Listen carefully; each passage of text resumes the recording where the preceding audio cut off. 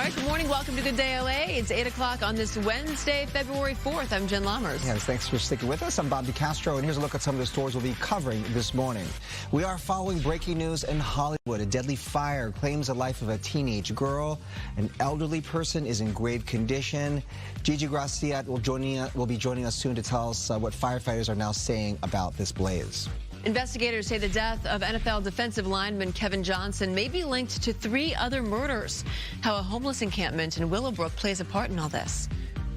And the search intensifies for the mom of NBC journalist Savannah Guthrie.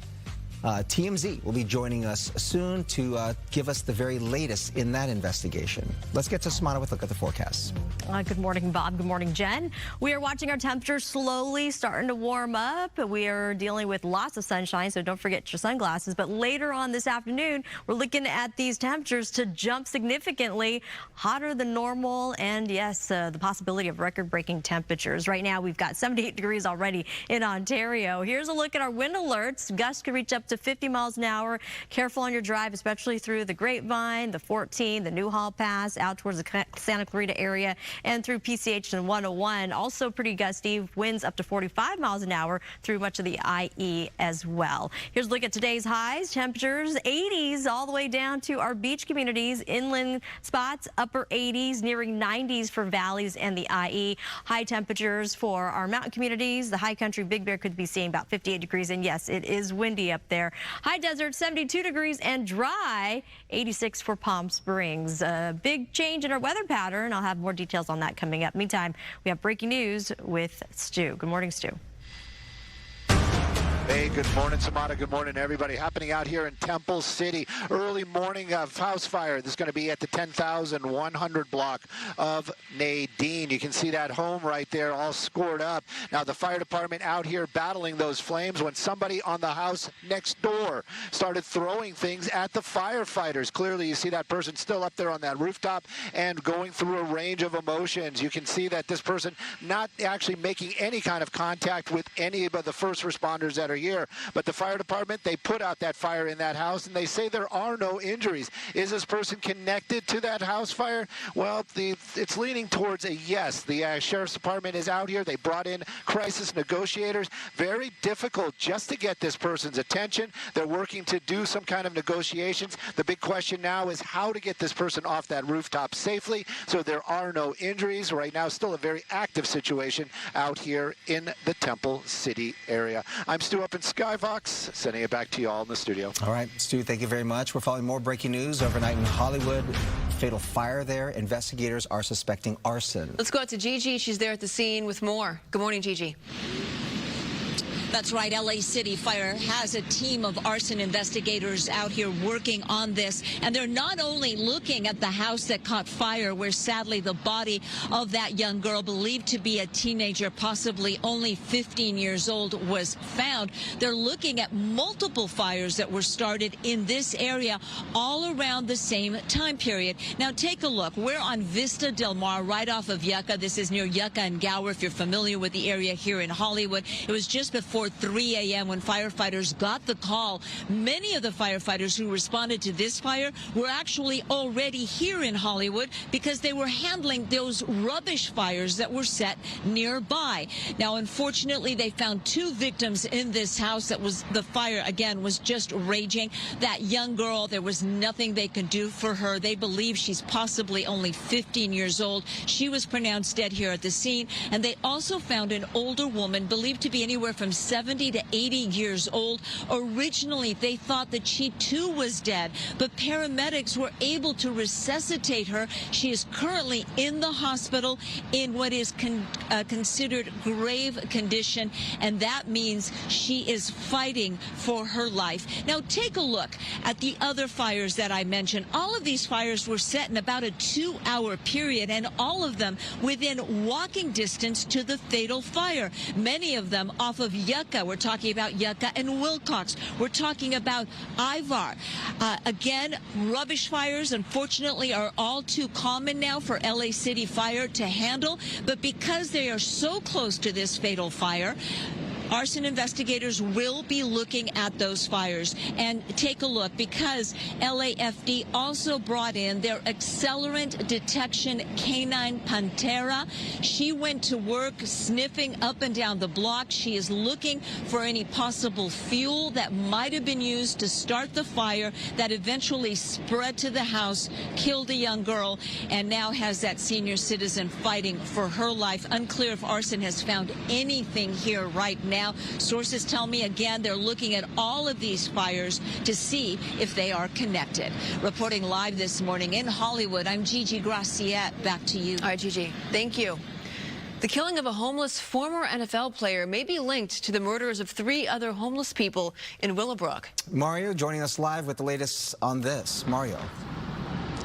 That's right. A total of 4 homeless individuals killed within the span of 4 months, including former defensive lineman Kevin Johnson. And you can see behind me, flowers and candles have been left here near the riverbed entrance, what's known as Compton Creek, where those gruesome discoveries were made. Take a look. Kevin Johnson, who played in the NFL during the 1990s, mostly for the Philadelphia Eagles and the then Oakland Raiders, he was found dead inside a homeless encampment near the creek in the Willowbrook area back on January 21st. The county medical examiner later determined he died from blunt head trauma and stab wounds, and now investigators say his death may not be an isolated case. Sheriff's officials confirming 3 other unhoused people have been killed in the same area, all along East 120th Street, all living in encampments along the channel from October through January, and every case remains unsolved this morning. We just spoke to a man who says he was a friend of Johnson's and spoke to him not too long ago. He didn't want to be out here no more. He was kind of tired of it. He was waiting for his coverage, for his health coverage to come through. It's really unfortunate, and it's a tragedy, uncalled for, just senseless. Do you know the people who were killed? Yeah. I mean, they're all going through it, you know what I mean? They're out here, outside, dealing with life outside, and you never know what's out here, though, you know, who's good, who's bad. I believe it was somebody amongst them, somebody out here. Another homeless person? Yeah, I believe so. Now, Johnson was 55 years old. That man believes that the murders are connected to another homeless individual familiar with the encampments here along the creek. And if we come back out here live, you can see part of it here. Detectives now working closely with homeless outreach teams trying to find who's responsible. And they're asking anyone who might have information on the case to come forward. For now, that's the latest here in Willowbrook. I'm Mario Ramirez. We'll send it back to you. That story. All right. Thank you, Mario. Let's go over to Stu now to keep us updated on that breaking news in Temple City. Stu.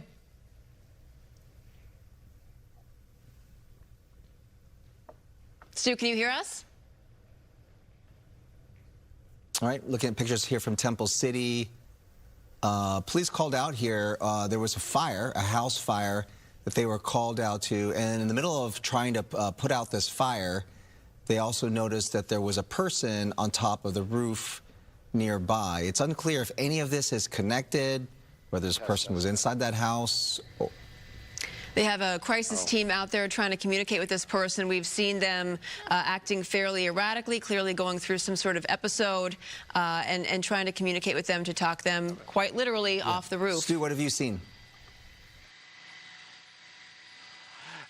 Yeah, so, you know, we haven't just had a little problem out here in Skyfox with audio, but we've been keeping an eye on what's been going on. Like you guys said, that's the suspect right there up on that rooftop. You know, violent, probably not. You can see some of the shingles have been torn out, but definitely not coming down off of that rooftop and in some sort of very emotional way. That house fire next door, LA County Fire Department arriving out here, 10,100 block of Nadine. They got that fire under control, but then towards the end of that firefight, this person started throwing things at the firefighters. That's what brought the Sheriff's Department into this location. They have brought in their negotiation team, and they have been making contact or trying to make contact with that suspect. As far as any kind of violence or anything like that, there hasn't been anything towards the firefighters. You see them actually up on that roof now, continuing to do their what they need to do at that home that the fire is knocked down. But right now, this person not getting down off that roof, and how to get that person down safely, that is the biggest concern. Skyfox probably going to go off to get some fuel. We'll be back here as soon as we can to keep an eye on what's going on. Throwing it back to y'all in the studio, I'm Stu Mandel.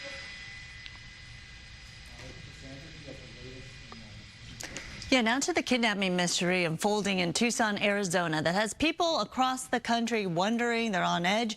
We're talking, of course, about Nancy Guthrie, the 84-year-old mother of Today Show host Savannah Guthrie.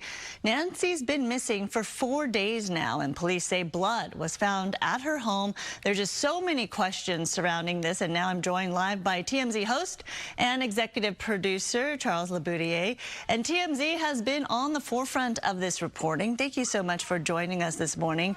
You actually got an email sent to you that appeared to be a ransom note. Tell us about that.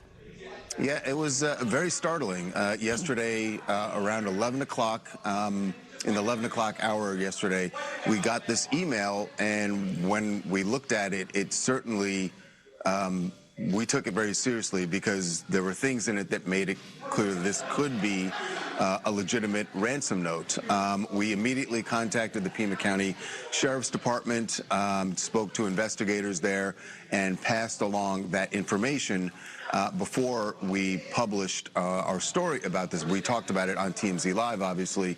Now, you know, we gave police all of the information from the note. We didn't put a lot of the details out there, except to say that, and this is the reason we thought that it could be legit, there was a mention of amount of money that they wanted delivered in Bitcoin. And they mentioned certain things that would be known to be in Nancy's home. We cannot confirm whether those things actually were in the home, but I think it's clear the reason they put it in the note, they wanted the authorities to know that they're legit. So obviously the police will know whether those things were real or not.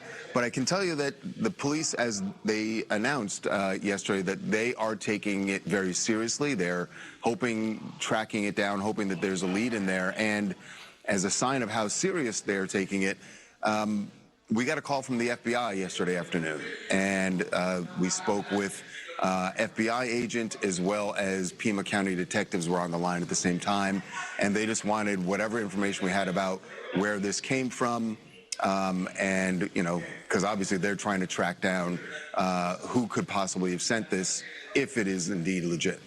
Sure, and tell us about how the decision-making process takes place, because you get this note emailed on Monday, you hand it over to police right away. Now, whether or not to make that public is another decision-making process that you and your team at TMZ goes through.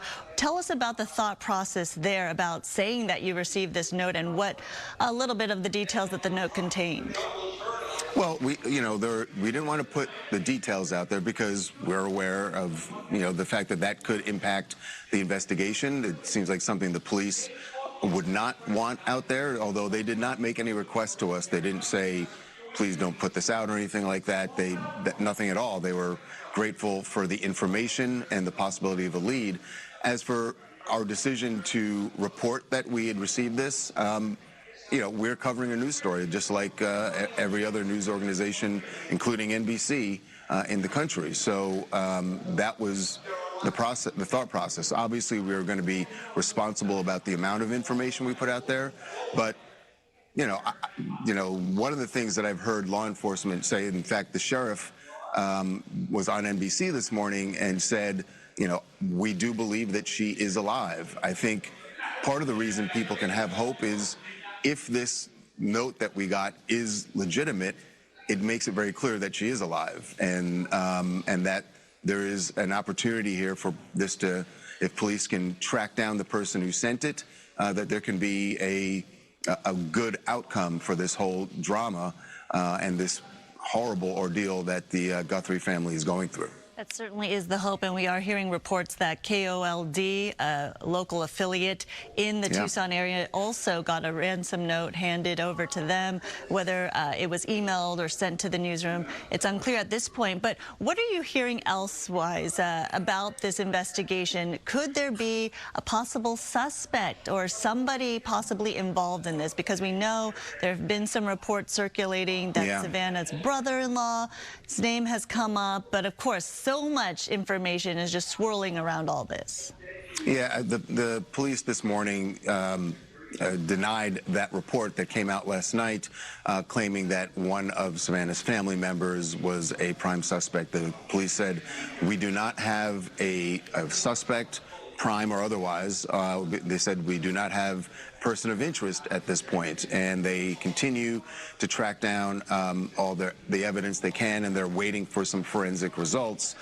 Part of that report that came out last night was that said that the family member's car had been impounded.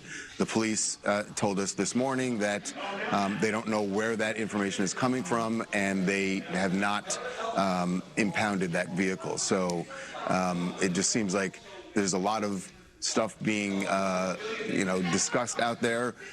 Some of it may be legitimate, and other things just aren't. And the police were quick to tell us this morning that that particular report, they do not have a suspect, so they're denying that report. Charles, thank you so much for your time and for that clarification. Of course, we'll continue to follow this developing story closely. We'll take a break. And we'll thanks for having me.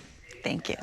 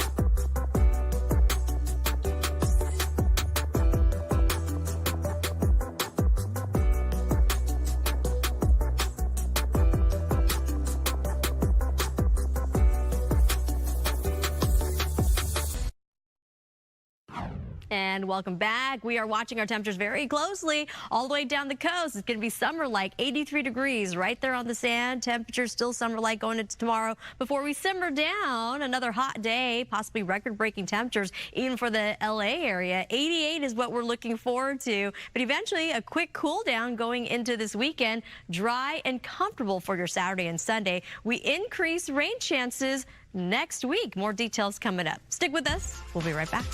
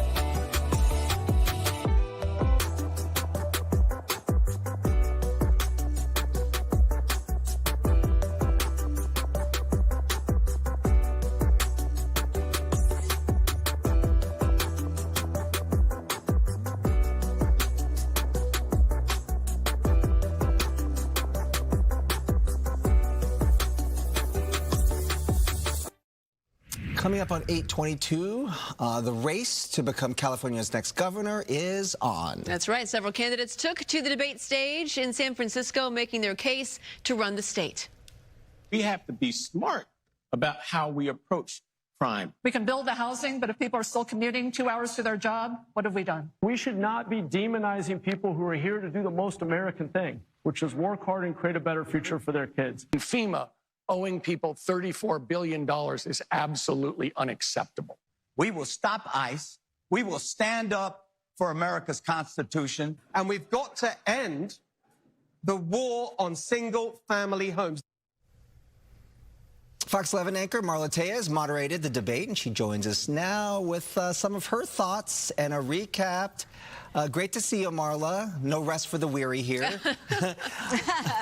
I'm happy to be with you. I'm, by the way, inside the newsroom at KTVU, cool. our sister station, of course, in the Bay Area. Yeah. In Oakland, yes. Very cool. Yeah, it feels good to be here. Standout moments. I was trying to think if there was any like huge standout moments. One interesting thing I thought of was that, you know, for people here in Southern California, of course, we know Antonio Villaraigosa, our former mayor there. He had a flub there in the beginning that kind of was funny because he says like he was running for mayor when he's actually running for governor. For mayor. Yeah, you know, it kind of made him a little bit more relatable, maybe, you know, having that flub.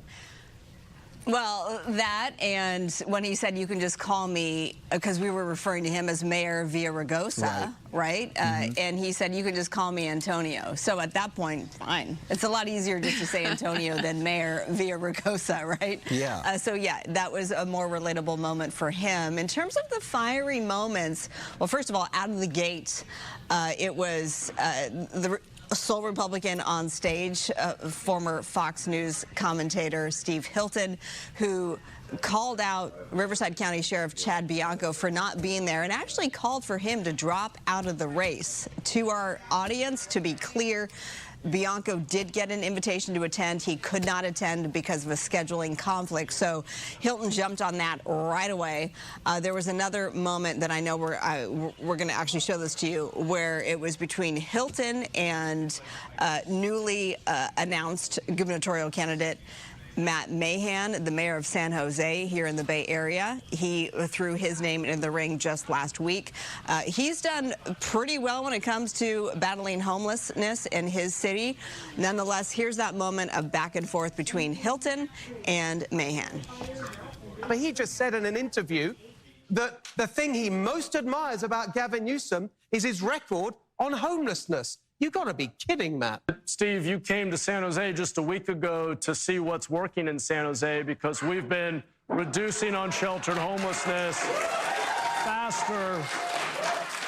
We've been reducing unsheltered homelessness faster than any other city in the state. And last week, Steve came to see what's working in our interim housing communities and with our outreach model. And I don't know what's changed in the last week, but it seems that it's the fact that I jumped into this race, and frankly, that's exactly wrong with our politics.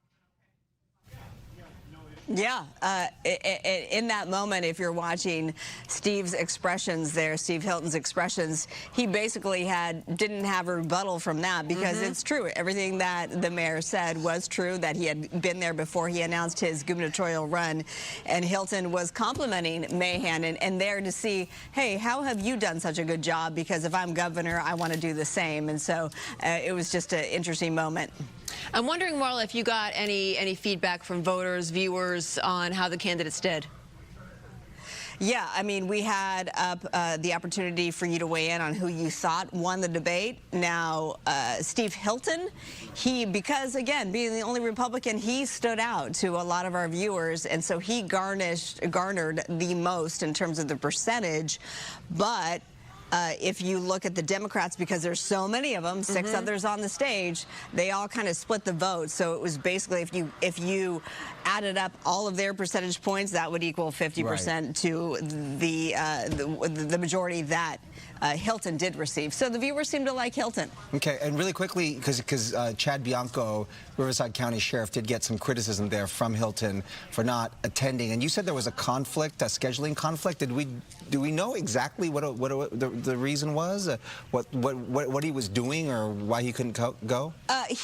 As far as I know, he was had business to attend to in Washington, D.C. So that's what I can share today. And also, I mean, that's exactly what happened with Congressman Eric Swalwell, obviously a candidate as well, and he had to back out of the debate last minute because of the vote in Washington, D.C. that he had to attend. Very good. All right, Marla, thank you. Great job, by the way. Thank you. Thank you. Thank you so much, Jen. They got people in that newsroom. Me too. In KTVU. That's busy over there. People in here.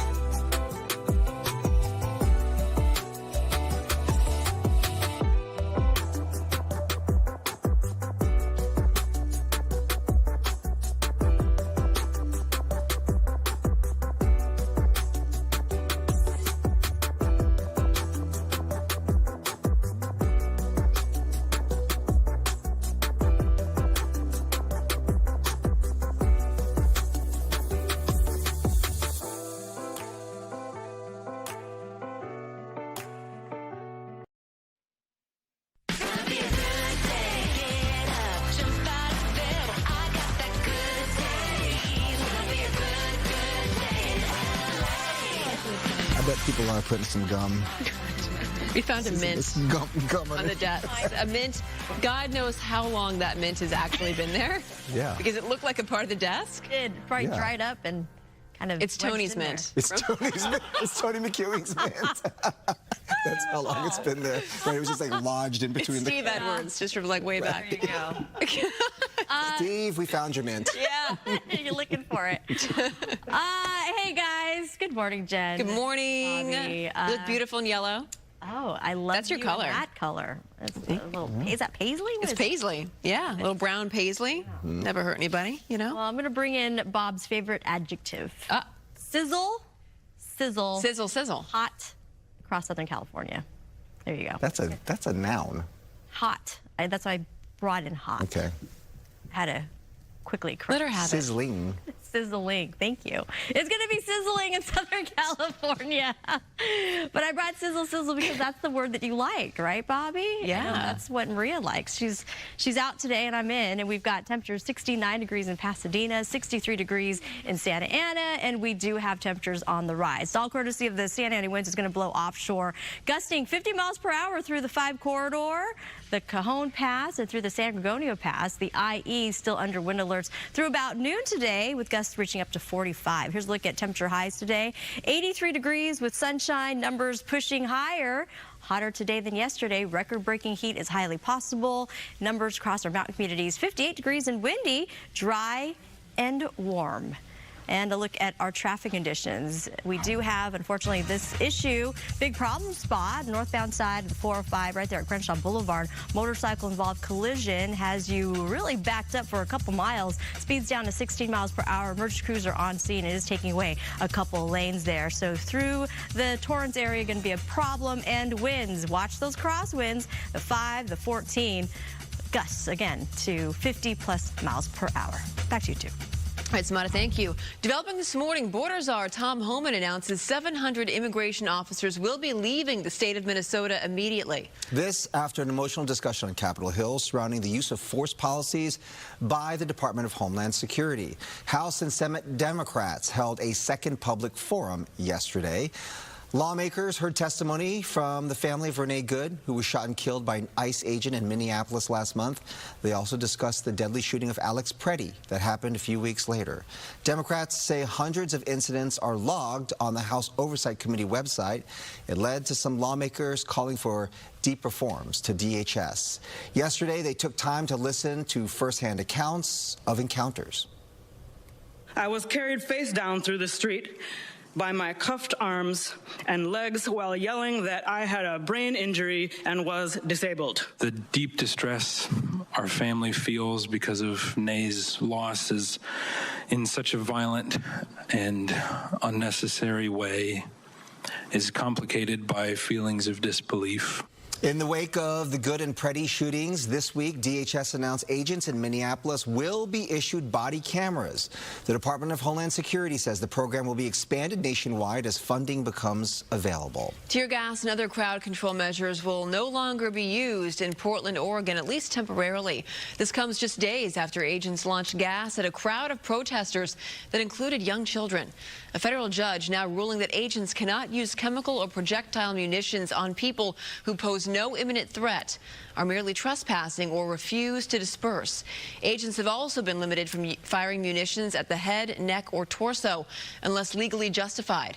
The tear gas restriction is in effect for about 2 weeks. Calls are growing this morning for the 2028 Olympics chair to step down. LA County Supervisor Janice Hahn, Councilwoman Monica Rodriguez are calling for Casey Wasserman's resignation after emails surfaced showing his past exchanges with Ghislaine Maxwell, a convicted sex offender.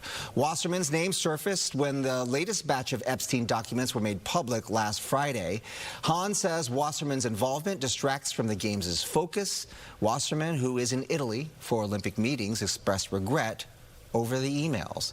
He released this statement saying, quote, "I deeply regret my correspondence with Ghislaine Maxwell, which took place over 2 decades ago, long before her horrific crimes came to light. I never had a personal or business relationship with Jeffrey Epstein."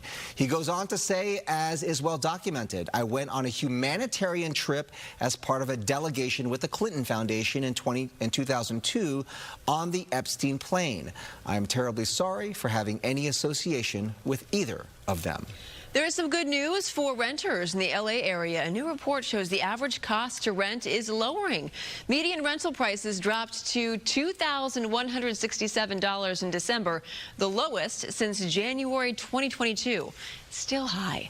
Higher-priced neighborhoods are seeing the biggest declines, driven by a surge in new supply. That includes the Greater Wilshire, Bel Air, Beverly Crest, the West Side, and Silver Lake neighborhoods. But one notable outlier is Pacific Palisades, where rents jumped nearly 17.5%.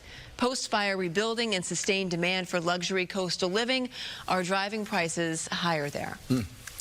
Santa Clarita residents are getting some help growing great-looking gardens without water waste. Yeah, Coco McAvoy is live in Santa Clarita showing how a new gardening club is helping lawns look their best. Good morning.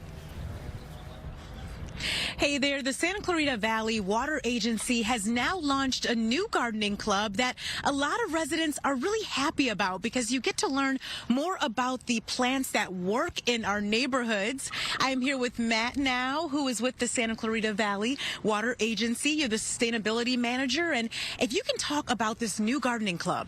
Great. So SCV Water launched a gardening club to help promote community, water efficiency, climate resilient landscapes, California friendly and native landscapes to our community and our customers. A lot of subjects they're going to talk about, many different types of categories and classes that the gardening club will address. One specifically is the water use efficiency and the difference and discrepancies between turf grass in California, your typical lawn landscapes, and those that are native, California friendly, climate resilient, drought tolerant landscapes. And so one of the things we talk about is kind of the difference in the type of and the amount of water usage that each type of plant uses. For example, turf grass over here to my right, which is a great use of turf grass, right? Grass in communities for kids to play on and community folks to picnic on and dogs to run around. That's a great use of grass, but it's often overused in our communities and it uses a lot of water. The base water demand without any irrigation inefficiency for this type of, for cool season lawns is about 6 feet of water every year per year. So yes, you can imagine every square foot needing at a minimum 6 feet. But if you take irrigation efficiency into account, that goes up to about 12 feet of water per square foot. Wow. So every square foot of grass is somewhere between 6 to 12 feet underwater every year to keep it green. That's why it's really not climate resilient or climate appropriate for California and it's commonly overused. But if you look at the amount of water usage that native drought tolerant California friendly plants use, they use about 1 to 3 feet of water per square foot per year, which is a fraction.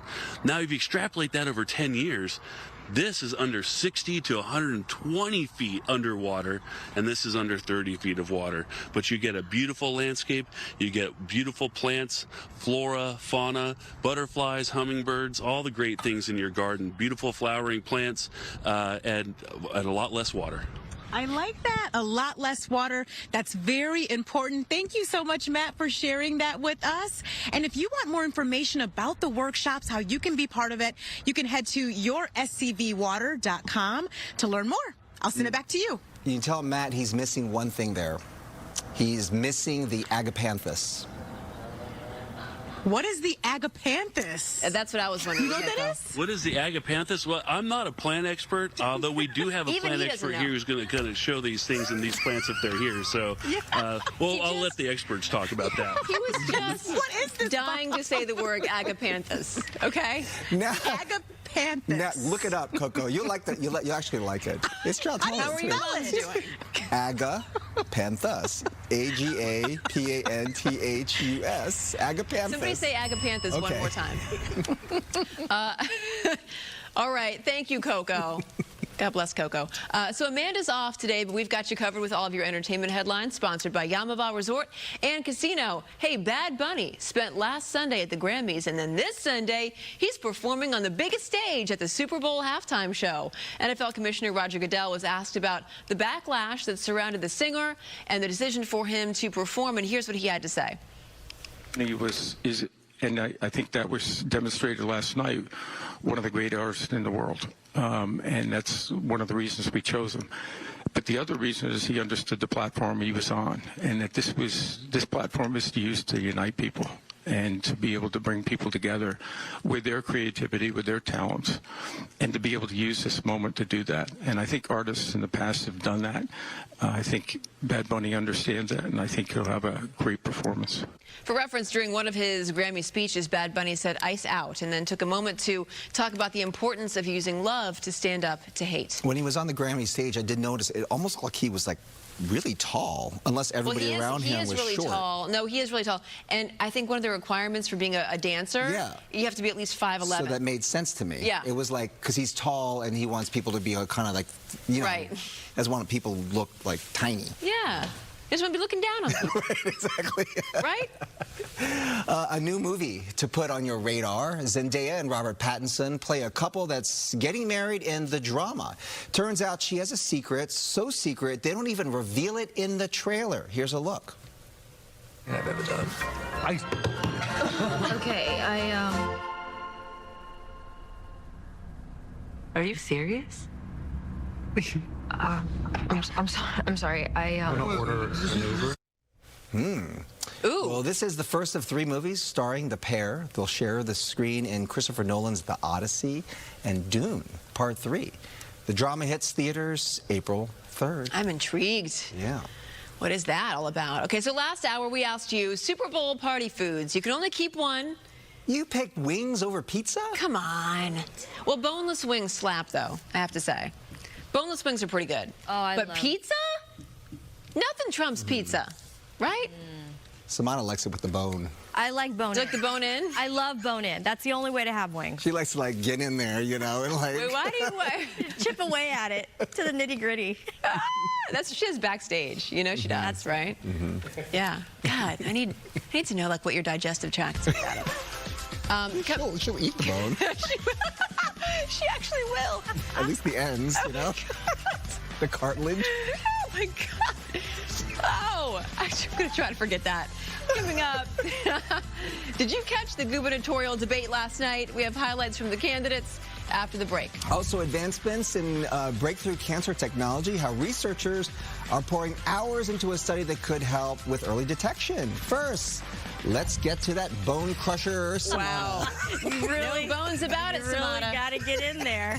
Super Bowl Sunday. More on that. Hey, good morning, everybody. Good day, LA Traffic is sponsored by Jacob and Ronnie. Call jacob.com. On a serious note, we do have this pretty serious crash. Motorcycle involved collision. Northbound side of the 405 at Crenshaw Boulevard. Look at the delays. You have speeds down to 10 miles per hour. Lanes are blocked, and it is a struggle going through the South Bay curve there. And winds an issue. Watch those crosswinds along that 5 stretch of the Grapevine into the Tejon Pass, and the 14 also pretty gusty at this hour. Here's a look at a much better looking roadway. The 57 northbound looks great. Southbound side at Tonner Canyon through Brea, a little higher volume. Here's a look at some other traffic hotspots.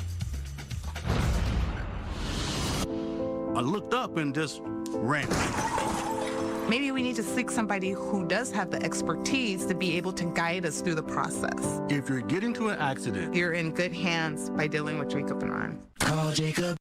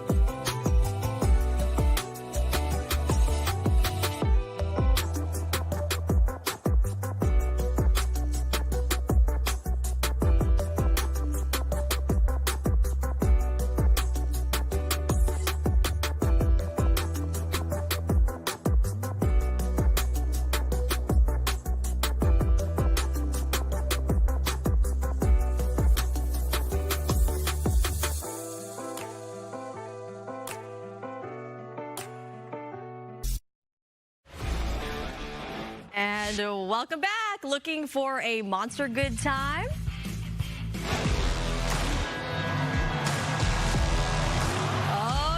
Get ready for big-time excitement because Monster Jam is roaring into Angel Stadium of Anaheim with awesome trucks, amazing stunts, and action-packed excitement. It's the only place to see the legendary Gravedigger, Megalodon, El Toro Loco, and more coming to Angel Stadium for 2 huge events, February 21st and 22nd. And how'd you like to check it out on us?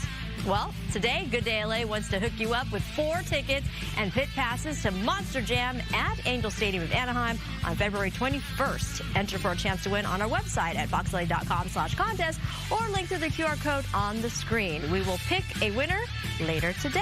Good luck. All right, so I want to thank you. New this morning, Georgia's Fulton County files a motion to force the FBI to return all documents from the 2020 election that it seized last week. The motion also asks for the unveiling of a law enforcement agent's sworn statement that was presented to the judge who signed off on the search warrant. The Fulton County Commissioner says the county also wants a forensic accounting, the documents to stay in the state of Georgia under seal, and whatever can be done to protect voter information. The commissioner adds the FBI was only authorized to copy the records, but instead agents took physical custody of original ballots and voter rolls. Lovely story there. Meantime, the race for California governor is heating up. Several candidates faced off last night in San Francisco, making their case to voters. Yeah, from immigration and homelessness to the high cost of living, no issue was off the table. Fox 11's Ed Lascos has the highlights. We've got to say no to ICE, and we've got to take on Trump wherever he raises his ugly head. The gubernatorial candidates, 7 of them, take center stage, as does immigration and a vow to stop ICE. The governor of California needs to stand up for the values of Californians, immigrants and non-immigrants alike. From immigration reform to the homeless crisis, that brings this sharp exchange. I actually talked to Matt about it. He didn't agree with me about capping taxes on housing. He likes taxes, apparently, unless they're on billionaires. Mayor Mahan? I'm a little confused because you must have been talking to a different mayor, because actually in San Jose, when we were seeing that we were approving housing and it wasn't getting built, in fact, what we did was we looked at those fees and taxes and we reduced them substantially. The debate moves on to public safety, with the crime rate another growing concern. We have to be smart about how we approach crime, not just trying to be tough on someone.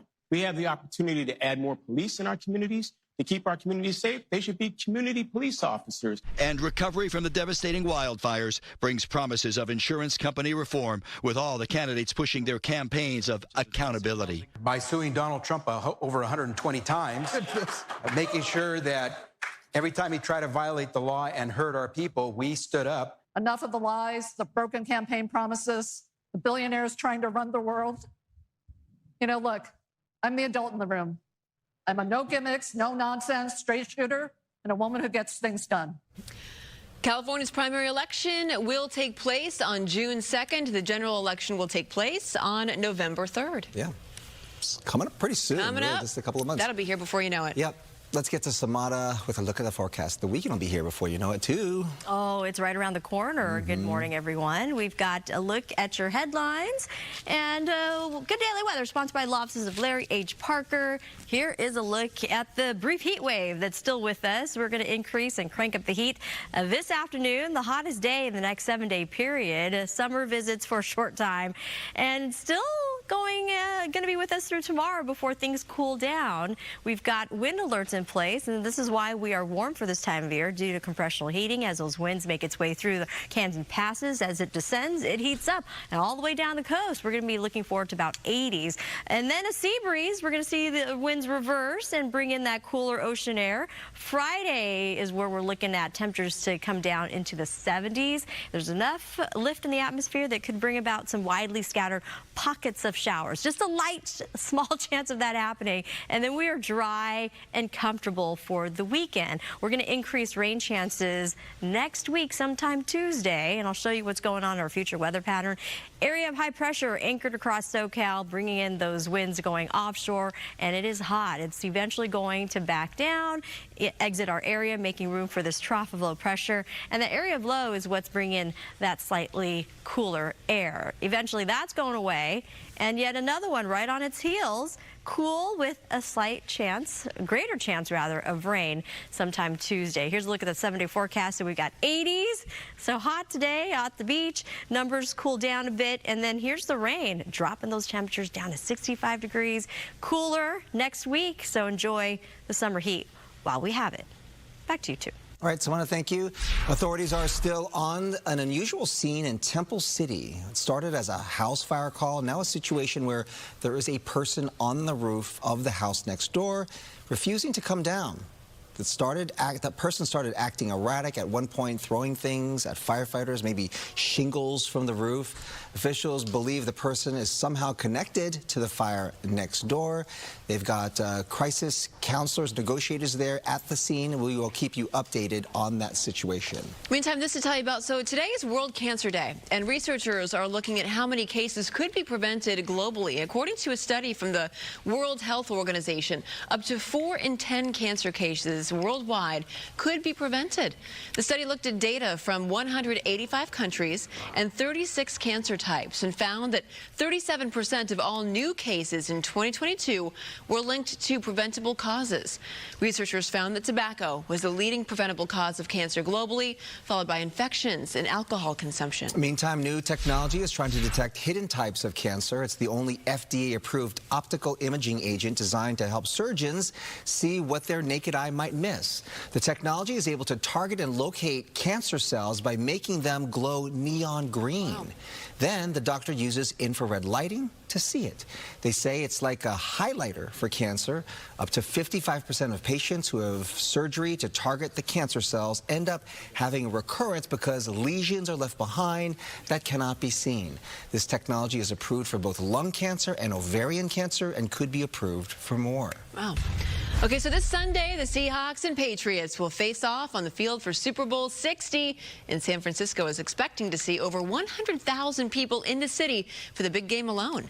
Hotels across San Francisco are filling up quickly as fans, media, and event crews arrive for a week packed of events and festivities. According to the Bay Area Host Committee, Super Bowl 60 is expected to generate up to $630 million across the region. I think people like the lower price, and you know, we have some of the best food in the Bay Area, I believe, in my opinion. So I think we're going to attract a lot of travelers for that. The great news is that most of the hotels are completely sold out. Big nights will be Thursday, Friday, and Saturday night. You have a lot of events all over the city with concerts as well as award shows. Airbnb says searches in Santa Clara, the home of Levi's Stadium, have surged ahead of the game. All right, so who do you think is going to win? Seahawks, Patriots, Bad Bunny? If you can't decide, let's have a spider do it for you. Everybody's doing this now, right? So the Brookfield Zoo in Chicago shared this video of their tarantula, Charlotte, crawling over to their favorite team. Look at that. She seems to be favoring the Seahawks, which is a bit ironic. The zoo says spiders are definitely no fans of birds in the wild. Charlotte's accuracy in Super Bowl picks is 100% because she just started last year where she picked another group of birds, the Eagles, and we'll see if that prediction holds true. I also want to know if tarantulas perhaps are afraid of the color red. Maybe. If there's any truth to that. Like I said, we got to see if the LA Zoo's doing it again this year. Sometimes they get their orangutan. The orangutans? Yeah. Yeah, maybe the baby orangutan will tell us. How cute. So cute. All right, let's get over to Sandra and Araxia. Good morning. Good morning. So Valentine's Day, right around the corner. Movies all about love, relationships hitting the screens.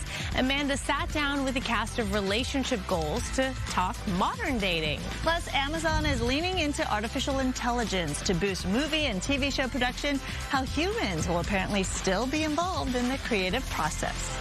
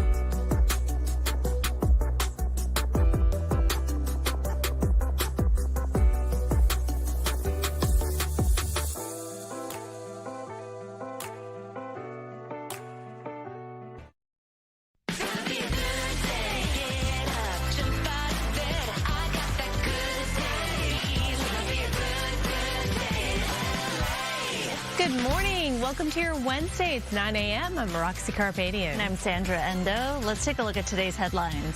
A house fire kills one teenager, leaves a senior citizen fighting for her life. What we're learning about this story out of Hollywood. Plus, a former NFL player found dead in a homeless encampment in Willowbrook. How this may be connected to a series of unsolved murders in the same area. And the partial government shutdown is now over, but don't celebrate just yet. Why we could be experiencing deja vu in a couple weeks. First, though, got to talk about that weather with Savannah in for Maria today.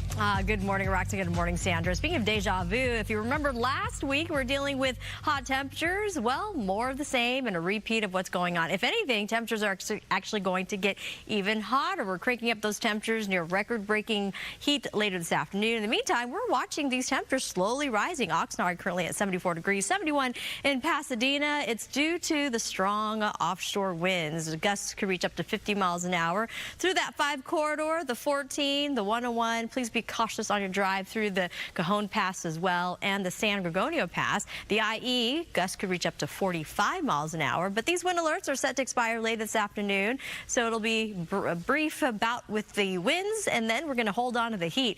83 degrees possible for our beach areas. Inland, 80s, upper 80s, nearing 90s for valleys and the Inland Empire communities, and up to the high country, we've got temperatures about 58 degrees and gusty there. High deserts, the Antelope Valley, 72 and dry. Palm Springs doing pretty nice as well at 86 degrees. We have a closer look at that 7-day forecast. Big changes. We're going to cool you down and bring in rain chances next week. Back to you two. Samantha, thank you. Investigators looking into whether the recent murders of 4 homeless people, including a former NFL player, are possibly the work of a serial killer. Mario Ramirez standing by in Willowbrook with the details. Good morning, Mario.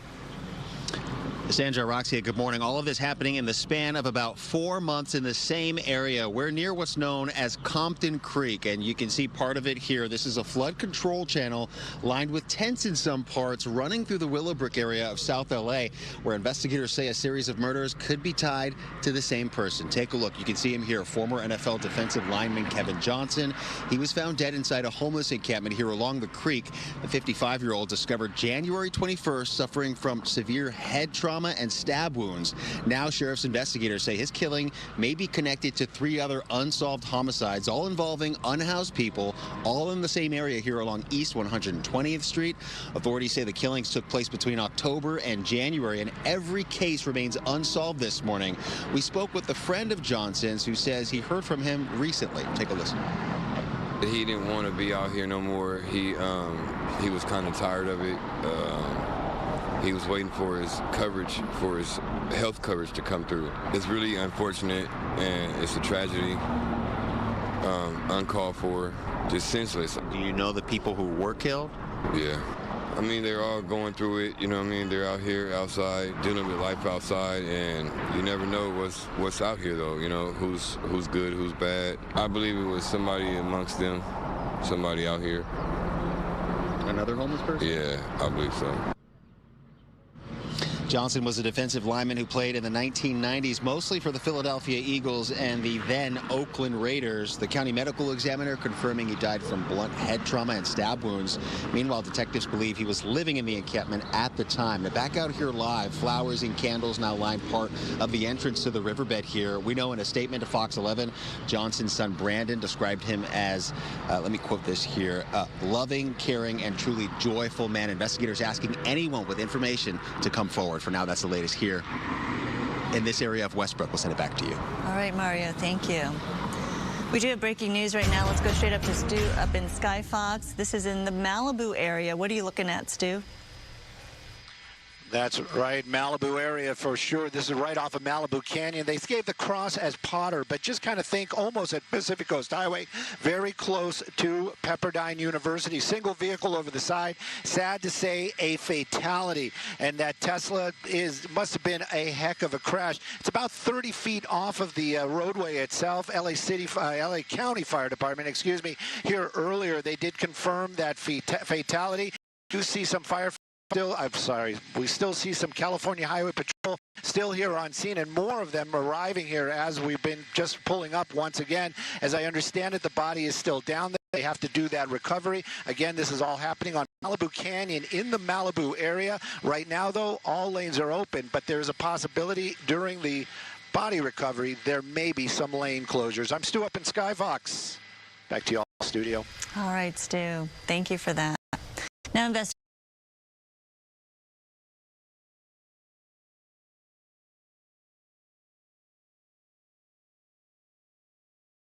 are on the scene of an overnight fire in Hollywood. Let's go to Gigi right now. She's there with more on what we're learning. What happened here, Gigi? Good morning. Good morning. LA City firefighters and arson investigators remain here on the scene, trying to determine how this fatal fire started and what caused it to spread so fast. The call of the home on fire came in just before 3 o'clock this morning. And even though firefighters arrived quickly, some were already in the area working on another fire. This fire, Vista Del Mar, a residential street off of Yucca near Gower in Hollywood, was raging. Inside the home, a senior citizen thought to be 70 and 80 years old and a teenage girl, grave condition, fighting for her life. The fire, one of multiple fires this morning in Hollywood. Take a look. All of them listed as rubbish fires that were started in the same area, like this one on Yucca and Wilcox, another on Yucca and Ivar. One witness telling us his cameras caught a suspect starting the fire on purpose. That video will now be shared with arson investigators, who will see if the fires were started by the same person. And take a look, because we talked about those arson investigators. They're still fanning out through this neighborhood, and they include Pantera. She's a highly trained accelerant detection canine, and she was walked up and down the block looking for any possible fuel, any accelerant that might have been used to start this fire. Reporting live in Hollywood, I'm Gigi Gracia. Back to you. Gigi, that is really tragic and unfortunate. Thank you for being there. Meanwhile, let's show you this. Overnight, a driver intentionally hits a sheriff's deputy standing outside of his patrol unit in Commerce. This happened a little after midnight. This is at the intersection of East Washington Boulevard and Fidelia Avenue in Commerce. The deputy taken to the hospital with what appeared to be non-life-threatening injuries. Meanwhile, the suspect crashed his pickup into a parked car a few miles away in East LA. The driver then abandoned his disabled truck and ran from the scene. A new deal has been signed into law to keep the federal government funded through September, but we may have another partial shutdown in a couple of weeks. The deal only funds Homeland Security through next week.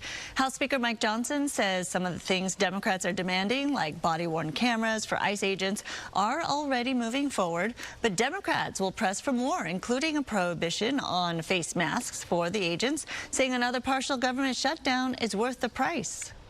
If Republicans refuse to make the changes the American people are demanding, they are forcing a Republican shutdown of DHS. A shutdown of Homeland Security, I'm okay with that. But Homeland Security includes a whole host of other agencies not connected with immigration enforcement as well, such as FEMA and the TSA. Developing overseas tensions between the U.S. and Iran aren't slowing down. The U.S. military shot down an Iranian drone as it approached a U.S. warship in the Arabian Sea. U.S. Central Command saying that drone aggressively flew towards the ship despite attempts to de-escalate it. It was then shot down by a Navy fighter jet. It happened about 500 miles away from Iran's southern coast. No U.S. service members were hurt and no American equipment was damaged. U.S. and Iranian leaders expected to meet Friday in Oman to talk about Iran ending its nuclear program amid the country's deadly crackdown on anti-regime protesters.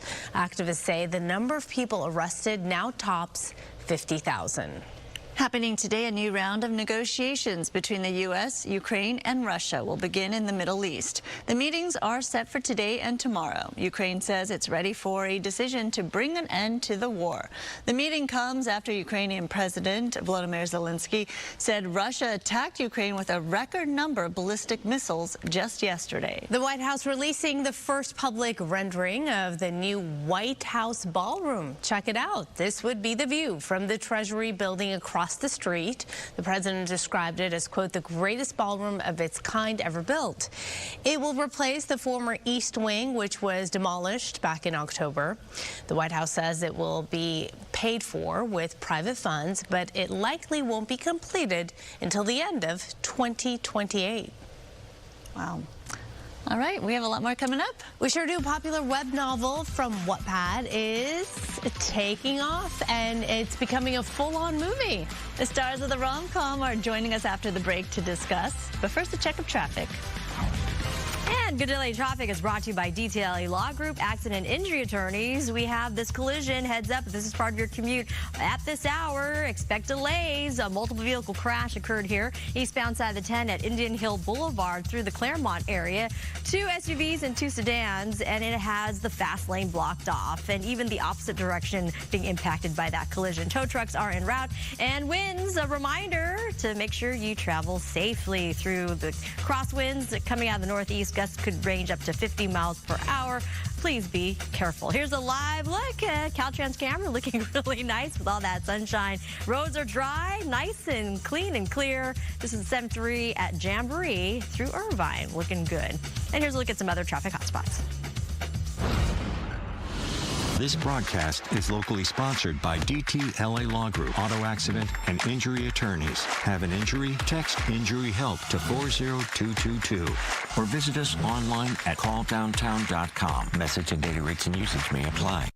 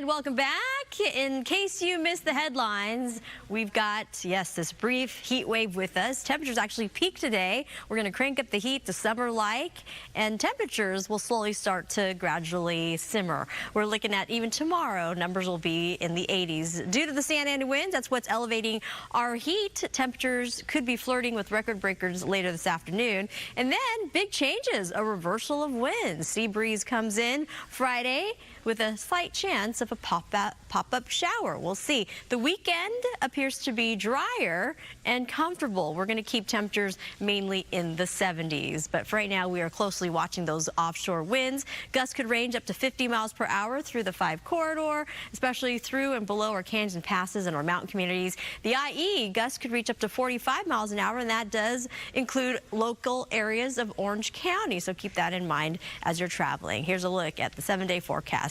All the way out to the beach, 83, and then numbers come down, and we're going to pick up more clouds, and there's a greater chance next week for some rain. We're going to go ahead and say 40% for right now.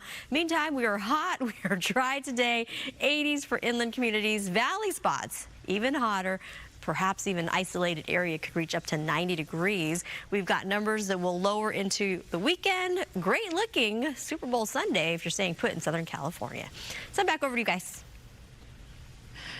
Thank you, Savannah. So Amanda's off today. We got you covered, though, entertainment-wise, sponsored by Yamava Resort and Casino. A brand new rom-com will make its way to Tubi just in time for Valentine's Day, and it's based off a popular Wattpad novel.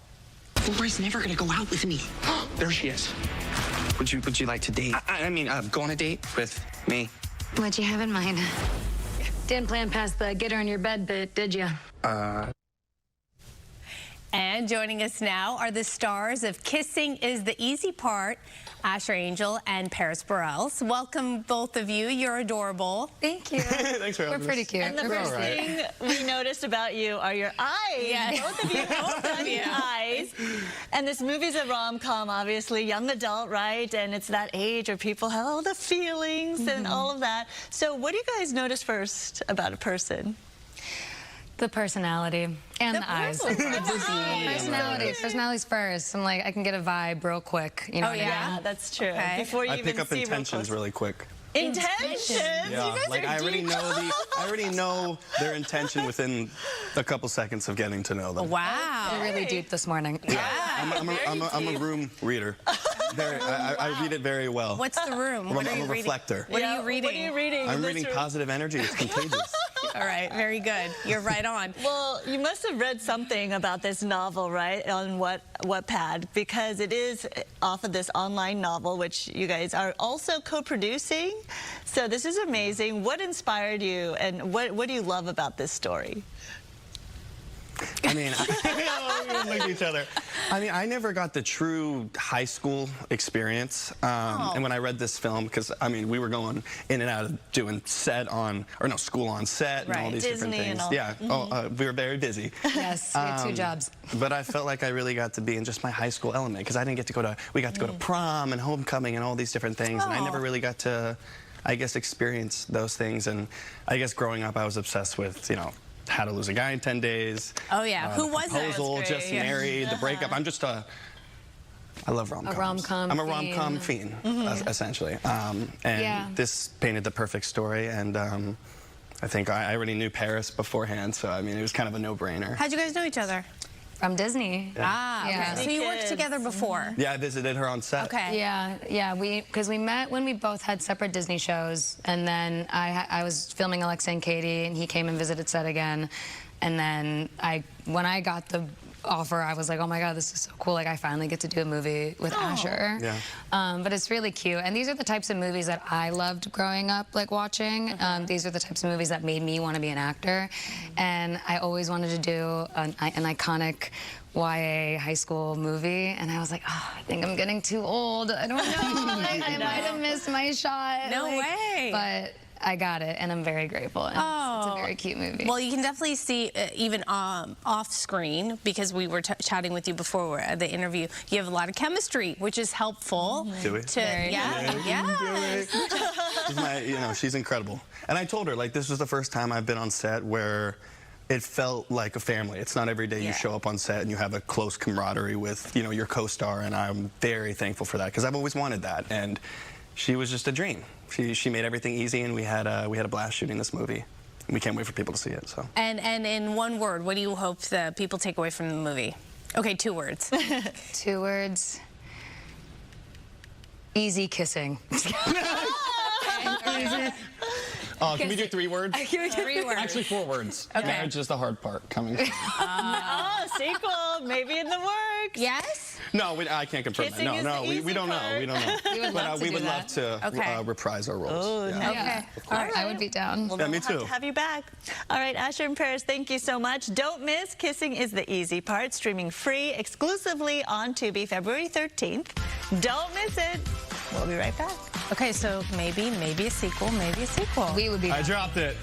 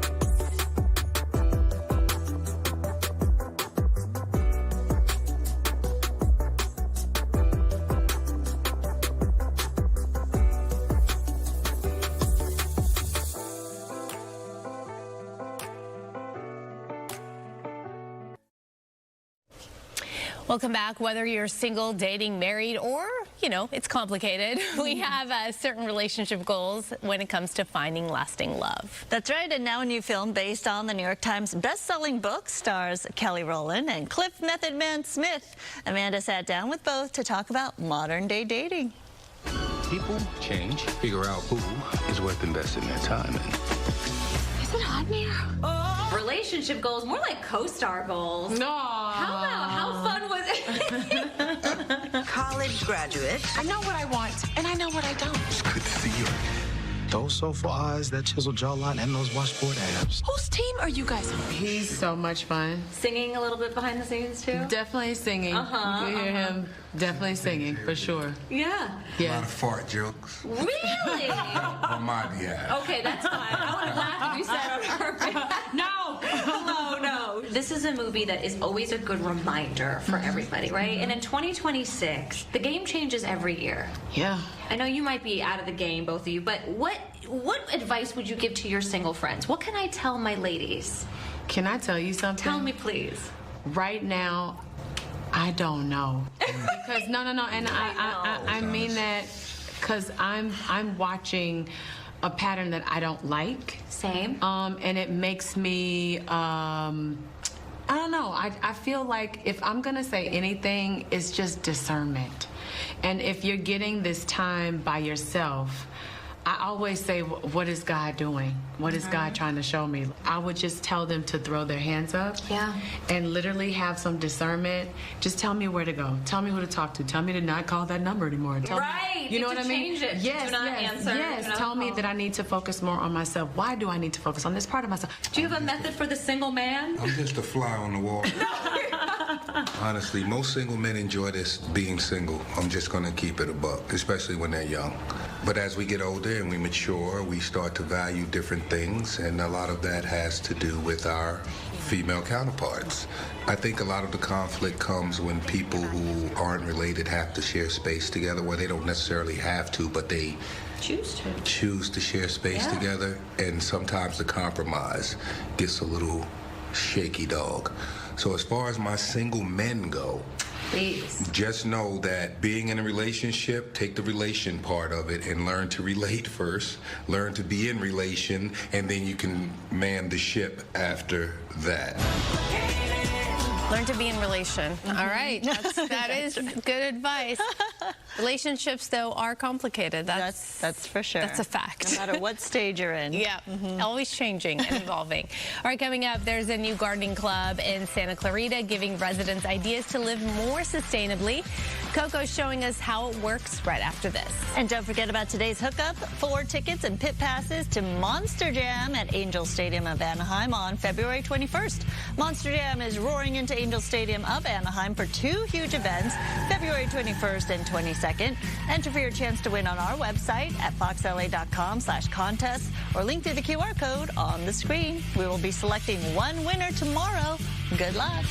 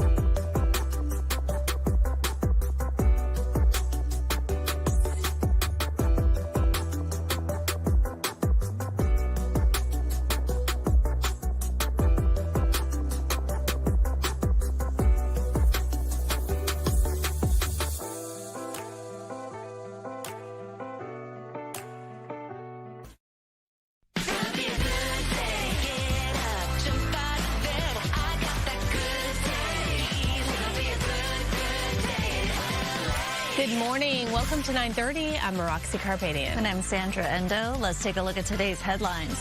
The search continues for the mother of Today Show host Savannah Guthrie. Details on the developments we have this morning. Plus, withdrawing hundreds of immigration officers from Minnesota, why Trump's border czar is now making this move after weeks of tensions with protesters. And rebuilding after the Palisades fire, how the LA City Council is taking a big step towards making the progress easier for those impacted. But first, let's go up to Stu, who has breaking news in Skyfox. Stu. Hey, good morning. This happening out in Glendale. Fatal crash. It's a Metrolink versus a vehicle. You see that vehicle right there in the center of the screen. Now, the Metrolink that was coming down from Antelope Valley, this intersection is going to be the corner of San Fernando Boulevard and Broadway. Not sure if it was an incident involving the crossing guards. They're going to be doing an investigation. Sadly, though, one person inside that vehicle losing their life after the collision. We also know another person being transported. We actually saw that just moments ago. Seemed to be in minor injuries. Right now, though, the San Fernando Boulevard going to be closed in both directions right there for all the firefighting activity. LA City Fire Department out here actually helping Glendale Fire Department as they had to do an extrication of that vehicle. Right now, though, the train itself farther down the tracks, unclear if there were any injuries on board the Metrolink. This is all unfolding right now. This is a very fresh crash. We'll find out if there were any injuries on the train, but right now you can guarantee San Fernando Boulevard closed both directions while they're doing an investigation on this fatal train versus vehicle. I'm Stu up in Skyfox, sending it back to y'all in the studio. Oh, such a tragedy. Avoid the area as they conduct their investigation. Good morning, everyone. We've got a look at our current wind conditions. The offshore flow, the Santa Anas, they're with us, and that's what's going to increase our daytime highs. Summer-like weather conditions will continue, and if anything, temperatures are expected to even be hotter than yesterday. Those winds increasing across some of our mountain areas and through our passes, about 18 miles an hour. You can see those wind arrows going offshore. Meanwhile, much of the basin, downtown LA on the quiet side, not being impacted by those offshore winds, but they will be impacted by the heat that's coming. 75 degrees in the downtown LA area currently right now. There's a possibility we could be, yes, flirting with record-breaking temperatures. Temperatures all the way down to the beach, 83. We've got eyes on Huntington Beach and much of the South Bay. 88 degrees for later today from Boyle Heights into Anaheim, and temperatures heating up to nearing 90s for valleys. Higher elevations right around 50s, 70s in store for the deserts, 86 for Palm Springs. Big changes coming up, and I'll have the breakdown 7-day forecast coming up. Back to you two ladies. All right, Samana, thank you. The murders of a homeless former NFL player and 3 other unhoused people in the Willowbrook area may not be random after all. Quite a mystery here. Let's go to Mario Ramirez. More on the story, what we're learning so far. Mario. A former defensive lineman, Kevin Johnson, among the 4 homicide victims in this area. And something that we've noticed this morning, just take a look on the other side of this riverbed here. You can see County Public Works crews. They are cleaning up. And we asked if they were here because of the recent murders, but they couldn't comment. This is the exact area those gruesome discoveries were made. Take a look. Pictured here, Kevin Johnson, who played in the NFL during the 90s, mostly for the Philadelphia Eagles and the then Oakland Raiders. He was found dead inside a homeless encampment near this creek in the Willowbrook area on January 21st. The county medical examiner determined he died from blunt head trauma and stab wounds, and now investigators say his death may not be an isolated case. Sheriff's officials confirming 3 other unhoused people have been killed in the same area all along East 120th Street, all living in encampments here along the channel from October through January, and every case remains unsolved this morning. Take a listen. Did these victims know each other, or what was the connection? The method of the injury or the fatal wound, if you will, are they all similar? Or is it somebody that's actually specifically targeting this population? And if that's the case, it's really concerning and very alarming, because now other potential victims could be next. He was 55 years old. Johnson's son, Brandon, in a statement to Fox 11, says his father deserved better, saying he called him every single day to check in, to pray, and to remind him how loved he was. Now detectives are closely working with homeless outreach teams, trying to find who's responsible, again, for these 4 homicides. For now, that's the latest here in Willowbrook this morning. I'm Mario Ramirez. Back to you, Sandra and Roxia. That is so scary. What a tragedy there. More to come, obviously, as we follow this story. Mario, thank you. A week-long human trafficking crackdown across the state ended with dozens of victims rescued, hundreds of suspects arrested. More than 600 arrests were made, including 71 suspected traffickers, 328 people accused of paying for sex. 170 victims were rescued, 14 of them children. Nearly 200 arrests were made just in LA County alone, including along the Figueroa Street corridor, an area that's actually known for trafficking. But LA's district attorney says that's not the only one. A corridor in the Valley, Holt Avenue in Pomona. We have a corridor in Long Beach. We have corridors in Compton. Los Angeles County is one of the epicenters of human sex trafficking in the entire nation. This is a multi-billion-dollar industry. It is nothing less than modern slavery. Huckman also called out state trafficking laws, which charge many sex buyers' crimes as just misdemeanors. He says he wants a sex buyer registry site to be created, which is similar to, say, a sex offender registry. Investigators say that traffickers target vulnerable youth. In fact, one victim that was rescued in LA had just turned 13 years old. All right, developing news in the search for the mother of Today Show host, Savannah Guthrie. Deputies say blood was found in her home and a ransom note was sent to a local news station as well as to TMZ. The note included details about the home and what she was wearing when she disappeared over the weekend. The Pima County Sheriff says the case is being treated as a crime, but he has not confirmed the note's accuracy. TMZ is following this investigation very closely, and earlier this morning I spoke with co-host Charles Laboudier about this ransom note. There was a mention of amount of money that they wanted delivered in Bitcoin, and they mentioned certain things that would be known to be in Nancy's home. We cannot confirm whether those things actually were in the home, but I think it's clear the reason they put it in the note, they wanted the authorities to know that they're legit. The case is intensifying because the 84-year-old Guthrie needs her blood pressure medicine. The sheriff says Guthrie has physical issues but is of sound mind. Meanwhile, Savannah Guthrie has pulled out of hosting this year's Winter Olympics as authorities continue to investigate her mother's disappearance. Also making headlines this morning, the ex-husband of former First Lady Jill Biden accused of murdering his wife. Police say they found the body of 64-year-old Linda Stevenson inside of a Delaware home in December after they were called out to the home for a domestic dispute. 77-year-old Stevenson now charged with first-degree murder. Stevenson was married to Jill Biden from 1970 to 1975. Developing this morning, some 700 immigration officers will leave Minnesota immediately under an agreement between state and Minneapolis officials and border czar Tom Homan. There are some 3,000 ICE agents in Minnesota right now, but at a news conference this morning, Homan says about 700 agents will be withdrawn from operations around the state now that officials there have agreed to turn over arrested immigrants. Also developing this morning, DHS announcing agents in Minneapolis will be issued body cameras. Officials say the program will be expanded nationwide as funding becomes available. This comes as the brothers of Renee Good, the woman who was shot and killed by immigration agents in Minneapolis last month, spoke on Capitol Hill.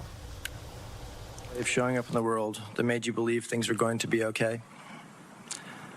Not because she ignored the hardship, but because she chose optimism anyway. She chose to look for what was good, what was possible, and what was worth loving. Good's brothers also described her killing as violent and unnecessary. They said that in the wake of her death, they hoped she would be a catalyst for change. The completely surreal scenes taking place on the streets of Minneapolis are beyond explanation. This is not just a bad day or a rough week or isolated incidents. Democratic leaders have called for changes in immigration enforcement in the wake of Good's death, including the resignation of DHS Secretary Kristi Noem. California gubernatorial candidates faced off in the first statewide debate last night. I think I need to address the elephant in the room, or perhaps, as some might say, the rhino. We have the opportunity to add more police in our communities. to keep our communities safe. You must have been talking to a different mayor. The governor of California needs to stand up for the values of Californians, immigrants and non-immigrants alike. I'm the adult in the room. You're paying probably in your rent the equivalent of what someone is paying on their mortgage. We've got to say no to ICE, and we've got to take on Trump wherever he raises his ugly head. From ICE raids to homelessness to the high cost of living, nothing was off the table. One of the standout moments was when Republican candidate Steve Hilton criticized rival Sheriff Chad Bianco for skipping the debate and for kneeling with George Floyd protesters in 2020. During the Black Lives Matter riots, he took a knee when told to by BLM. Now he says he was praying. Well, watch the video for yourself. The race remains wide open with no clear frontrunner. A December poll shows Bianco leading with 13%. Support followed closely by Hilton and Democrat Eric Swalwell at 12%. Congresswoman Katie Porter trails at 11%. Other candidates, including former LA Mayor Antonio Villaraigosa, have less than 5%, with about a third of voters still undecided. It's anyone's race at this point. Permit fees may be covered by the city for Pacific Palisades fire victims trying to rebuild. Yesterday, the LA City Council unanimously approved amending a city ordinance to subsidize construction permit fees. The council okayed a nearly $100 million program to cover the costs for many fire victims. Erasing permit fees, which can total into the tens of thousands of dollars, could make the difference on whether and when they rebuild. People to come back. So hopefully this is what is a tipping point. It's the right thing to do. I'm glad to hear that. It is the least we can do for people who are trying to rebuild. It's not clear when a final vote may occur on the subsidy program. The council instructed its staff to recommend a funding plan to be included in the next fiscal year budget. The goal is to pay off the cost at about $30 million per year over 3 years. Santa Clarita Gardens are looking prettier thanks to a new hands-on learning experience. That's right. Coco is live with a new gardening club offering interactive lessons. Coco. Hey there, we're at Bridgeport Park and we are highlighting a brand new gardening club from the Santa Clarita Valley Water Agency. I am here with Ann now, a wonderful landscape designer. So your thoughts and perspective on this new gardening club? I think it's amazing. I think it's great to get the community involved in getting, your hands in the dirt and understanding our regional ecology and just what grows here and doing our best to engage community out here. Yes. It's beautiful spaces. Really beautiful. And we're seeing some people sowing some seeds, and I know we want to get down too. So tell us about what we are going to sow. Okay, so we're going to sow native wildflower seeds. So this is a combination from Theater Payne, which is a great nursery and nonprofit, and they did this great combination called the Rainbow Mix. It's, I think, over 10 different native wildflower seeds. It's great for covering large areas. It's affordable. We're going to do this small patch that we already cleared of mulch. Okay. So we basically just broke up the top, let's say about like half-inch layer of ground. And what we're going to do is we're just going to take some of that off this space, and we're going to take a pinch of our wildflowers, and we're going to use like a tic-tac-toe motion. So we're going to do a couple rows one way as if you were seasoning, any type of food, and then we're going to go the other way. You really want to be gentle. You will be surprised at how much of this sprouts. So we're later in the season for sowing wildflowers. It's ideally done during fall and winter. But we're still going to see some germination. It's going to be nice to get a little bit of pop of color around here. Okay, once we cover it, we're just going to cover that with about, let's call it like a 1/4 inch of soil. Okay. And then if we were at home and we had a nice sprinkler, like a nice hose with a sprayer, we would do that generously throughout. But we don't, so we have this buckets right now, and we're just going to water the area around it so that's to not really pool too much of the space together and not move the seed all that much. Right. So we're going to be doing that. And then this space has an irrigation system with sprinklers. So throughout the growth period, this will be nice and moist. And then at the end of it, we'll just put this little flag so that we know not to step on it, so that our maintenance team knows it's not weeds and don't pull them out, basically. But yeah. I love that. What a cool process. Thank you so much, Anne, for taking us through it. And it's really important to understand what really works in our neighborhoods and communities when it comes to planting. And that's what this new gardening club is all about. If you are interested, head over to yourscvwater.com. I'll send it back to you. A lot of green thumbs out there. All right, Coca, thank you. Chipotle is letting fans score big during the big game with a good deal. The fast food chain says it will give away free entrees to 100,000 fans during the Super Bowl on Sunday. The company says many ads during the Super Bowl will include content produced by artificial intelligence, but it will skip an ad spot to promote its real ingredients in another way.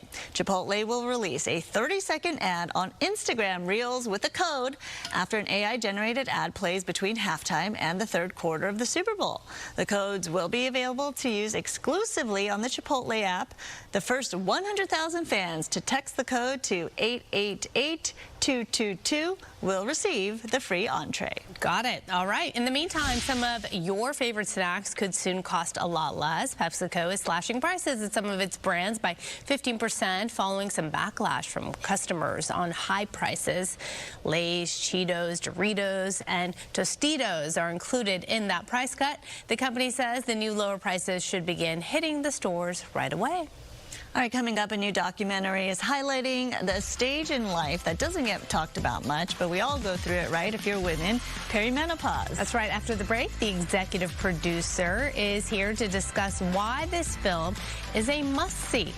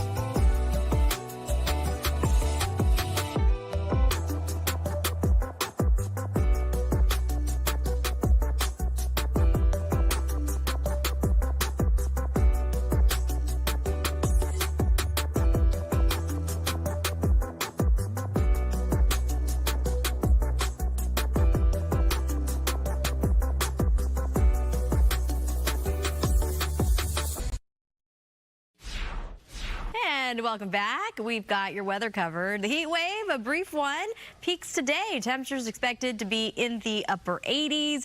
We may be dealing with record-breaking temperatures later this afternoon. So the summer heat will continue through tomorrow, and then we're going to go ahead and shut it down. We've got the reversal of winds. Stronger sea breeze pushes in Friday with an off chance of a pop-up shower, but very little opportunity of that occurring. Weekend forecast, it's going to be dry, very comfortable. We're going to settle right around the 70s, but for right now we've got these gusty offshore winds and wind advisory still in place through this afternoon for those vulnerable windy locations. Today, look at downtown LA, a little hotter than yesterday. 88 degrees is what we're aiming for, and we're getting close to the record high of 91, but other locations could be seeing breakers. Here's a look at those wind alerts till 2 p.m. this afternoon along the 5 corridor through the 14, gusts up to 50 miles an hour, and those offshore winds pushing to 45 across the IE in Orange County. Area of high pressure is the reason why we're feeling the heat and those descending winds. Eventually, that cooler air is going to come across Friday, and eventually bigger changes next week. We can say more widespread rain opportunities sometime Tuesday. Breaking it down, 7-day forecast, the beach right there on the sand could be in the 80s. A lot of sunshine before we mellow out, bring in clouds, and there's a pop of rain. Send back over to you, ladies. Thank you. So this is something all women go through, yet you know what? A lot of people don't talk about. Perimenopause. It's a natural transition that unfortunately carries with it, though, a lot of stigma and misinformation. Getting the right information out is one reason Jeannie and I decided to get involved with this 4-part series called Balance. It follows 2 monks who decided to document their experience as they go through this change. All of a sudden, I'm starting to feel disconnected, and I'm like, who am I? I know I'm not lost because I feel steady in my soul. I feel peaceful in my soul. But why is my body, why is my mind becoming an enemy to me? People think we already achieved the peace and the calmness and the balance, right? What does a treatment plan look like to help me achieve some kind of balance? Becoming an enemy to me. I just turned to Sandra. I'm like, my body becoming an enemy to me. Because I think that's how women can feel, right? I literally turned to the ladies while that was going. I was like, have you gotten your hormones tested? Because it's such a serious thing. Yes, the way that your body feels during perimenopause can be a myriad of ways. There's over 60 symptoms. But for me, I learned that it's not the hot flashes. I wasn't going through hot flashes. I was going through brain fog, memory loss. Rage. Yes. Yeah, rage, extreme, even insecurity and things that I didn't think about in my 30s and 40s. Wait, that's a symptom? Yeah, to all of a sudden go through anxiety and questioning yourself, feeling very disconnected. And then there's kind of a loophole where you start to be frustrated with yourself because you're not doing things as sharply or as acutely as you used to. Yes. And then so you don't have the grace for yourself, and then so you start to beat yourself up, and then that kind of starts to happen with your self-confidence. And that's what I went through to realize that I'm in perimenopause. See, it's so interesting because some of these things you think I'm just, being a woman. Yeah. Right? But that's the problem is that women will constantly just kind of suffer alone or ignore in silence because we're like, oh, this is what we're supposed to do. Right. I'm getting older and I don't want to say anything because then I sound crazy or I sound like I'm problematic or I need to just suck it up because men don't go through this.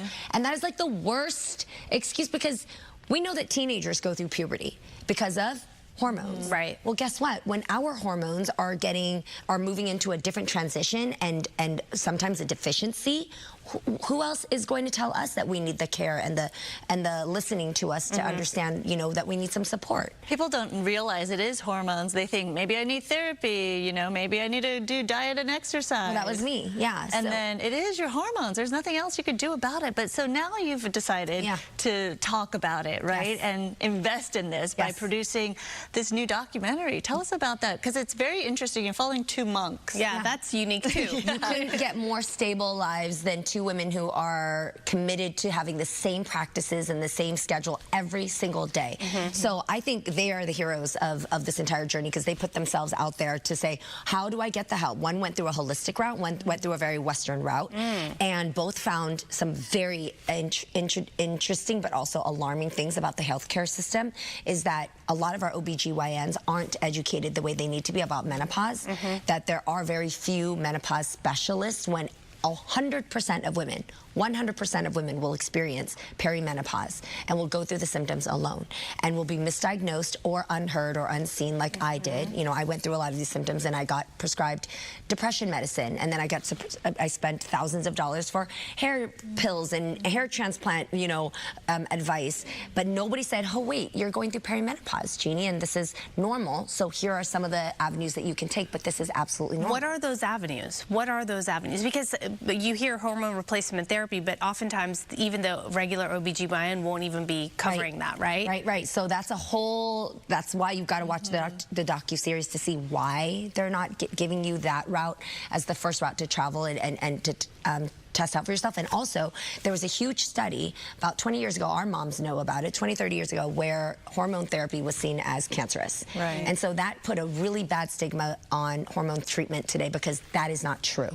And hormone therapy is actually super safe for you, and it can be applied to every woman going through perimenopause. You can check your doctor to see why it wouldn't work for you, but most cases you can take hormone therapy and relieve a lot of these symptoms. But this docuseries isn't about getting you on hormone therapy. This docuseries is about teaching you why perimenopause is a very real thing, and you're allowed to ask the questions, and you should be having this as an open conversation. We should normalize it so that it doesn't feel like you're crazy or you're alone or that you're troublesome for bringing up these things that every woman's going to experience. Such an important conversation. It really is, and thank you for bringing it to the forefront so we could all talk about it. We all definitely need it. Thank you so much. Good to see you. Check it out for sure. That is right. You can catch Balance now on all major digital platforms, including Amazon Prime Video and Apple TV. I'll be watching that one. Yes, husbands too. Please tune in. You know what? That is a very good point. Husbands Not just women. Yes. So they know what they're dealing with. That's right. Who they're dealing with. Get that good husband.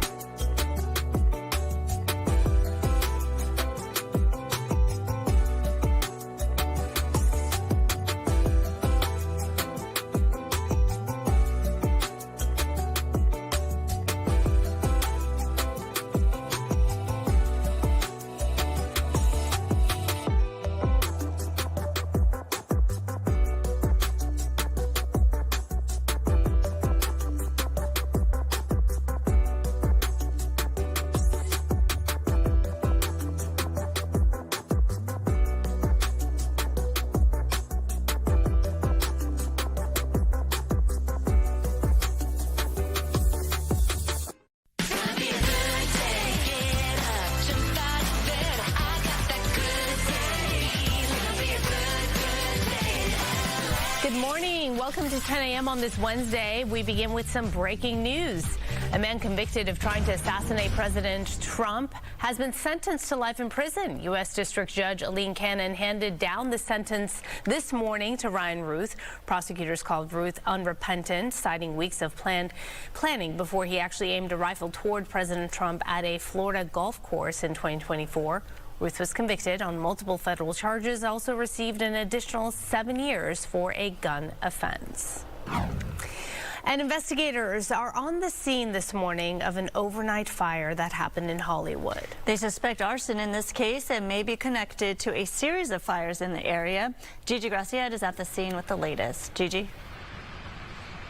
And while investigators haven't revealed their findings yet, just moments ago, 2 detectives with LAPD's Elite Robbery Homicide Division have arrived here on the scene, and they are now part of this investigation into a fatal fire. You are looking live at Vista Del Mar, the 1700 block.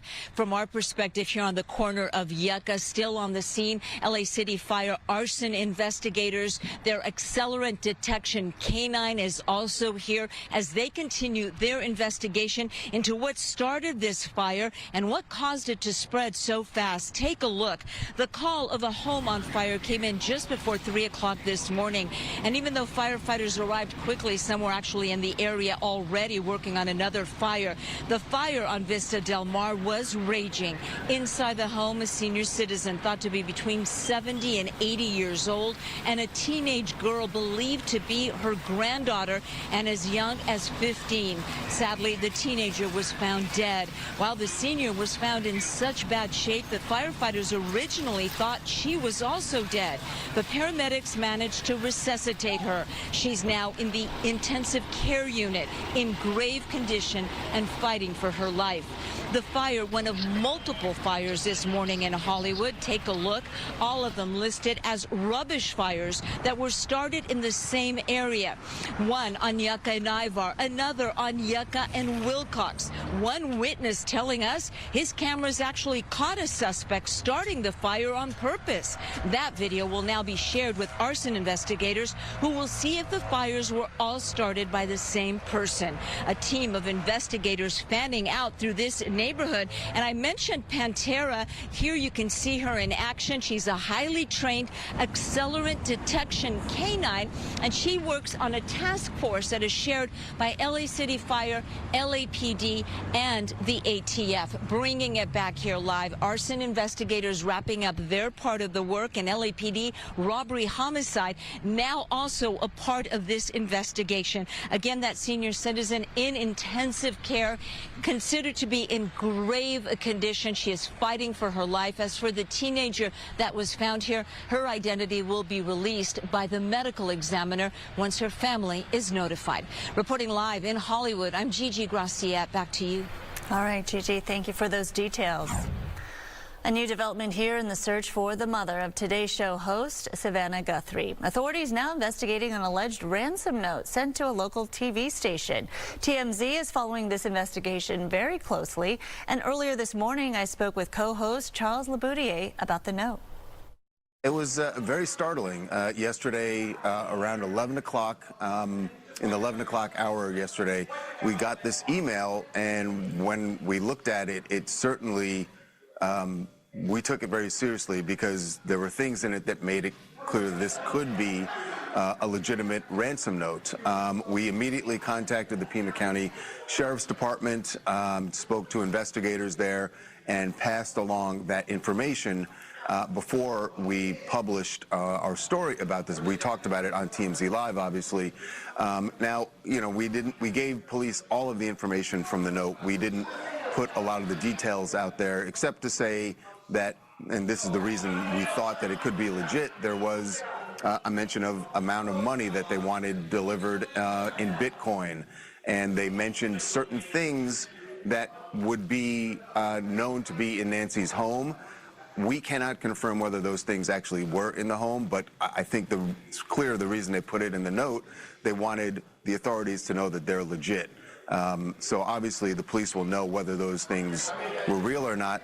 But I can tell you that the police, as they announced yesterday, that they are taking it very seriously. They're tracking it down, hoping that there's a lead in there. And as a sign of how serious they're taking it, we got a call from the FBI yesterday afternoon.